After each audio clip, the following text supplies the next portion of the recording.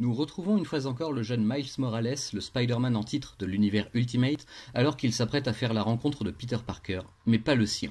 Il s'agit en effet d'une confrontation entre le Spider-Man de la Terre Ultimate et celui de la Terre 616, soit notre Peter Parker. Et qui de mieux pour tirer les ficelles en coulisses que ce bon vieux Mysterio?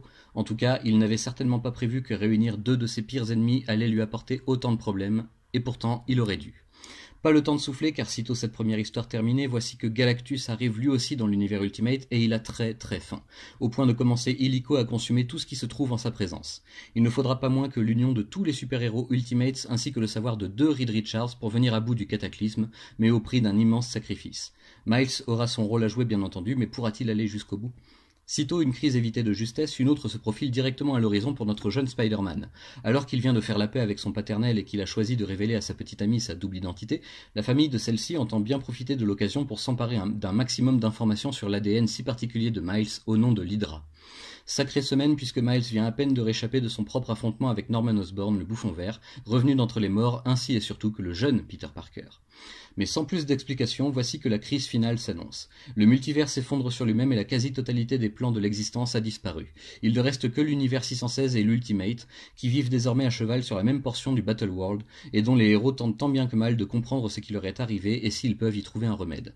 Même si pour cela, il leur faudra dépasser leurs propres querelles pour s'unir et affronter en un seul assaut décisif celui qui se cache derrière toute cette nouvelle réalité, le dieu Fatalis en personne. On va faire vite parce qu'il n'y a clairement pas grand-chose à en dire malgré les multiples histoires contenues en ces quelques pages. Je n'ai pas vraiment apprécié cette lecture à sa juste valeur. Il faut dire en toute honnêteté que je ne pense pas qu'elle soit à la hauteur après les derniers moments de Peter Parker Ultimate et les premiers de Miles Morales dans le costume de Spider-Man. Cet omnibus-ci était clairement dispensable et victime d'une politique de remplissage dont on se serait bien passé. Alors oui, c'est vrai qu'il s'agit d'une belle occasion de lire les derniers événements majeurs de l'univers Ultimate avant Secret Wars en 2015, mais tout est décousu et pas forcément mis en valeur de la meilleure des façons. Certains récits se contredisent même entre eux suivant l'ordre dans lequel ils sont placés et dans lequel vous les lisez, et même si je suis très content d'avoir pu découvrir le sort de Galactus, ainsi et surtout que le retour de certains personnages emblématiques, il manque quelque chose. Cette chose, c'est ce que l'on appelle la cohérence. Trop d'intrigues entremêlées, trop d'histoires parallèles et trop d'éléments à gérer dans tous les sens, on finit par oublier que l'on tient entre les mains un omnibus qui propose normalement les dernières aventures de Miles Morales en tant que Spider-Man dans l'univers Ultimate. Au final, c'est davantage un condensé de tout ce qu'il fallait avoir lu à l'époque avant de refermer définitivement la page de cet univers pour entrer dans le nouvel univers Marvel réunifié post-2015. C'est dommage. Alors c'est également vrai que Miles est plus ou moins au centre de toutes ces histoires et que son point de vue apporte généralement la clé de ce qu'il faut comprendre, du moins l'essentiel, mais c'est vraiment dommage selon moi que le seul vrai intérêt ici soit la réédition de Spider-Man, accompagnée des quelques chapitres de la seconde série sur Miles qui reste d'ailleurs pleine de questions sans réponse. Voilà, pas mécontent d'avoir lu cette fin programmée du Marvel Ultimate, mais carrément frustré par tout ce qu'il n'y a pas dans cet album et tout ce que Bendis aurait encore pu écrire et développer avant de partir de la maison des idées.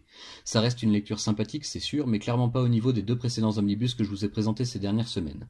Je comprends d'ailleurs un peu mieux pourquoi celui-ci n'est toujours pas en rupture malgré les années passées depuis sa parution.